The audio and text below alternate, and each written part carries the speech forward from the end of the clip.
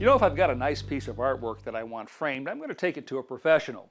But there are times when I want a very simple frame around the bulletin board or something for the kids' room. In that case, I just cut out the frame stock on the table saw. Now, the trickiest part to making a frame like this is actually attaching it together. First, I lay out the four sides of my frame on a flat surface. Then flip the sections over so the miters are facing up. Yellow woodworker's glue is a good choice for this job. I put a little in a plastic bottom I've cut from a water bottle, then brush the glue on the face of the miter joints and press them together.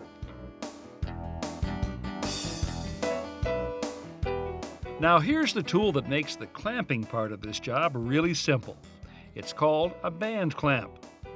It consists of a clamp base and a long nylon strap threaded through plastic brackets that fit over the frame corners.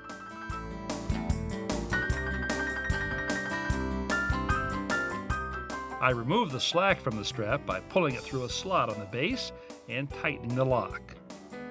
As I turn the screw, the band clamp tightens evenly on all four corners, pulling the joints together.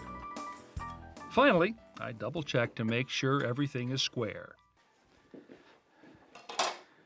So, if you've got the right tool, in this case the band clamp, putting a frame together like this is a snap.